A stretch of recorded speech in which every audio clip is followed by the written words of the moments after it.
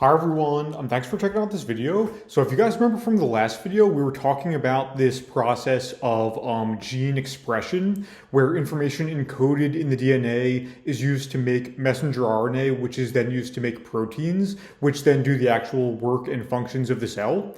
So we talked about that last video, and in this video, I'm going to show you guys basically the format of a gene expression data set. We're going to talk a little bit about like what the data actually looks like. Yeah, talk a little bit about what kind of information a gene expression data set gives us. And this is in preparation for the first project we're going to do, where in that project, we're actually going to download a real gene expression data set and analyze it. But before we do that, this is just going to be like a quick video on the actual format of this type of data set. Okay, so this slide's just a little bit of review. So this is what we're talking about in the last video.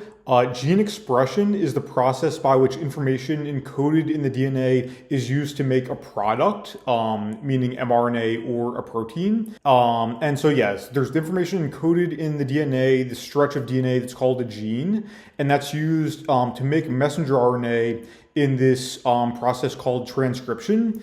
And then the messenger RNA is then used to make the protein in this process called translation. And then, yeah, so one thing to keep in mind, especially in preparation for this project we're going to do, is that different gene expression patterns could be signs of interesting biological differences between cells or between like conditions, like maybe between diseased cells and healthy cells. Or between like two different types of cells in the human body. So we talk about genes as having like higher or lower expression in different conditions or different states. And if you guys remember too from the last video, we said that the DNA and messenger RNA are a type of molecule called nucleic acids, meaning they're made up of nucleotides, which can be represented with these letters A, T, G, and C for the DNA. And then same for RNA, except it's instead of a T, it's a U in that case. But yeah, they're made up of these nucleotides that we can represent as these strings of letters, basically. And so one thing that's really cool is that modern experimental techniques in biology actually allow researchers to figure out the sequence of nucleic acids. So if you have some DNA or some messenger RNA,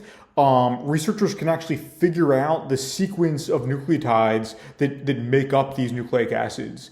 So you can do these cool experiments where you sequence these things, and then you get something that is kind of like this on this next slide. So yeah, there's just like a simple example I made up to show you guys like the concept of this like sequencing experiment. So yeah, we said that the DNA and messenger RNA are nucleic acids made up of these nucleotides that can be represented as these letters A, T, G, and C for the DNA. And then same for RNA, except it's a U instead of a T. And yeah, remember the DNA is double-stranded, so it has what's called a coding strand and a template strand, where the coding strand is the one that actually matches the messenger RNA nucleotide sequence, except again, just U's instead of T's. And the template strand is the one that's actually read by RNA polymerase when it's actually like getting the complementary nucleotides and stringing them together to make the messenger RNA. And yeah, just I made a note here, like this is not to scale.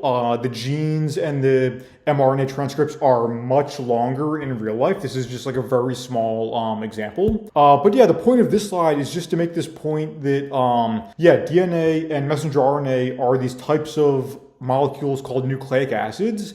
And if you have a nucleic acid, modern sequencing experiments allow you to figure out the sequence of these nucleic acids, basically. And then something else that I want you guys to just kind of like take note of is that if you know the sequence of a transcript of messenger RNA, because it was made from a gene in the DNA and made in a way that it matches the DNA, except again used instead of T's. If you have a transcript of messenger RNA, you can actually figure out what part of the DNA it was made made from by just looking for the sequence of DNA that matches the sequence of mRNA. Again, other than just U's instead of T's. So if you have some messenger RNA, you can map it back to the gene it came from, assuming that you have the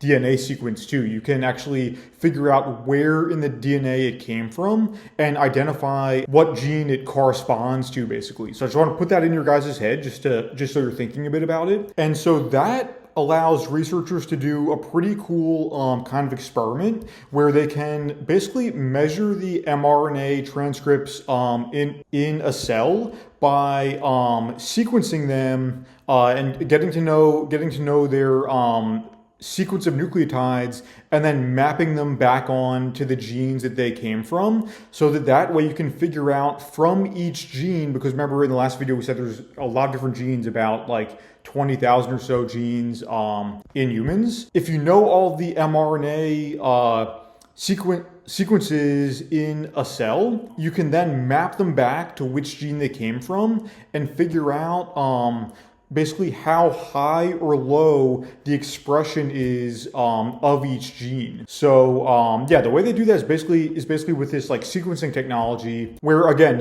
you can sequence all of the mRNA content in a cell, and just for the sake of like trying to be precise with my wording and like correct with my explanation, yeah, so it's not exactly true that you're getting the sequence information of entire transcript strands of the mRNA. What's actually happening is that the mRNA is first being converted to what's called complementary DNA or cDNA. It's basically like reverse transcribed back into DNA.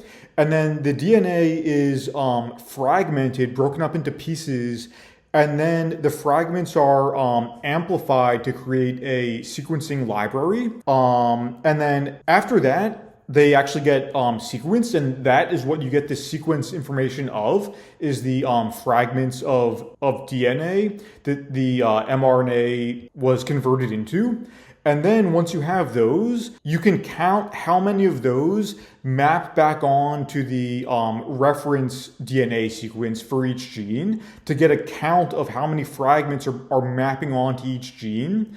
And basically get like a quantification of the expression level of that gene. So hopefully that makes sense to you guys. If anything doesn't, I realize maybe my explanation isn't the best explanation. So I'm actually going to put a link in the description to a better explanation of how this sequencing experiment actually works. So yeah, I'm going to put a link to what I think is actually like a better explanation. But yeah, hopefully my explanation at least like somewhat made sense to you guys, hopefully. Okay, so in the introductory video for this course, I promised you guys that we were eventually going to abstract things to the point that we could actually open up the biology in Microsoft Excel in a spreadsheet and take a look at it. So we're basically at that point now.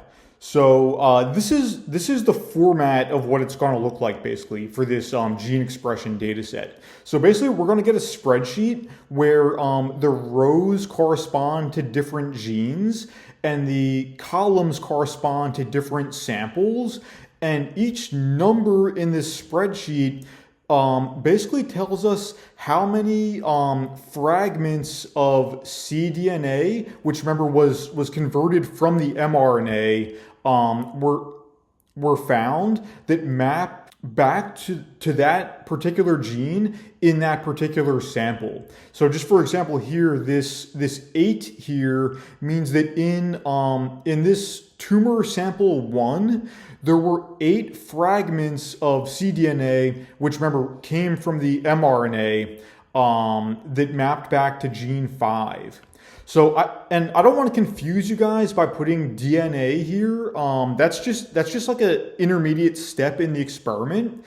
What this data set is really telling us about has more to do with the mRNA than DNA. The cDNA is just an intermediate step that's done in the experiment, but really this spreadsheet is telling us about the mRNA content of these samples, and basically like how much mRNA was found in each sample corresponding to each gene. So it's really about the mRNA content of these samples, which tells us again about the gene expression. And you guys might have a question at this point where it's like, if we're trying to measure gene expression, why are we measuring mRNA rather than proteins? Because remember, proteins are what do the actual work of the cell most of the time. So proteins would seem in some ways to be more important than the messenger RNA strands. But yeah, the reason for that is just that the mRNA can be measured in like a big data way using this sequencing methodology. Proteins, if you guys remember, are made of amino acids, so they're not made of nucleotides. They're not nucleic acids.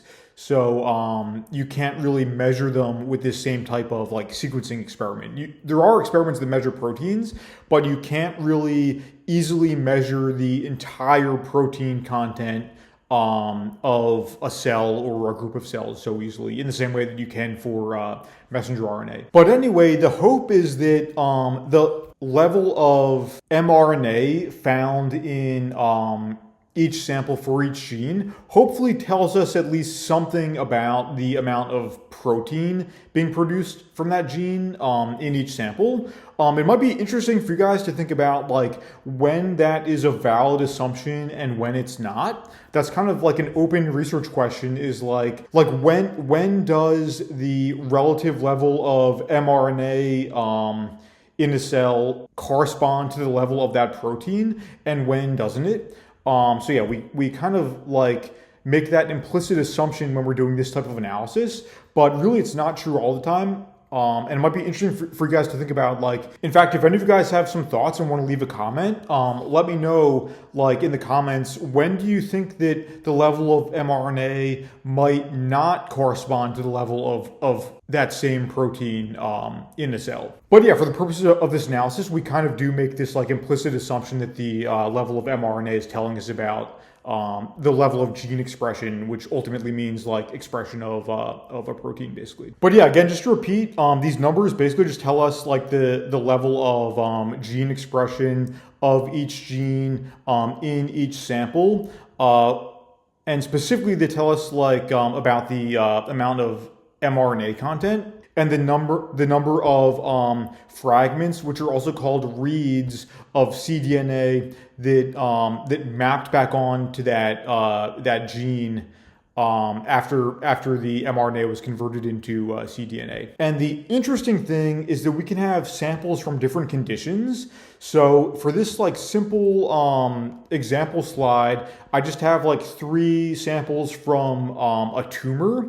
So like just, you can think of it like a lung cancer tumor, and then 3 samples from healthy tissues. You could think of that as being like healthy, like lung tissue, for example. And then the interesting thing could then be to compare the different conditions, tumor versus healthy, and look for genes that have differences in expression between the conditions. That could be like the interesting thing to try to look for in a data set like this. But yeah, besides tumor versus healthy, there's other types of experiments you could do to get this type of a data set. So you could do like tumor versus healthy. You could do maybe a tumor exposed to a drug candidate versus a tumor that was not exposed. So you have like a control versus like a drug exposed tumor. You could do like mice bred to have a specific genotype versus control mice that don't have that specific genotype. Or you could do like a cell line where a gene has been knocked out or like silenced by CRISPR versus controls that don't have that gene knocked out. And then you could look for how that affects the expression of all the other genes. So yeah, there's many different possible experiments you could do that would give you this format of a data set, basically. So there's many biological questions you could investigate that would give you this type of standardized data set ultimately. And by the way, I'll just say as a note too that yeah, the raw experimental output doesn't give you this nice of a spreadsheet. what's called like or what I call like low-level bioinformatics has to be done to turn like the raw experimental output into this spreadsheet. So that's another field of bioinformatics, is like how to do like the quality controls on like the raw experimental output and then get like a nice looking spreadsheet like this. But for the purposes of our course, we're going to assume that we already have like a nice looking spreadsheet. And in fact, when we go to download the real data to do our like practice analysis, we are going to download a real data set that already is in this like nice format for us. But yeah, even though getting it to this nice spreadsheet requires a little bit of processing, this like general like spreadsheet format is like it is like pretty general, pretty standard, where getting it to look like this is kind of the goal. And you could have this type of spreadsheet format be used for like many different types of experiments, studying many different biological topics, basically. And yeah, just another note for you guys, there's a couple different types of experiments that can produce this format of a data set. So the one we're going to be using for our project is what's called bulk RNA sequencing, or bulk RNA-seq for short. If you guys see it written like this, RNA -SEQ, that's pronounced like RNA-seq. And in that type of experiment, each column is a sample that's made up of many cells, like more than one cell is in each sample. And yeah, you basically measure like a bunch of cells at the same time, all part of a sample, and you quantify the mRNA content of that like group of cells from that sample. There's also a newer method called single cell RNA-seq, which is basically what it sounds like. Every sample in that experiment is a single individual cell. So yeah, you can actually like these days actually quantify the mRNA content of individual single cells, which is pretty cool, pretty amazing actually. And then there's also an older type of experiment called microarray.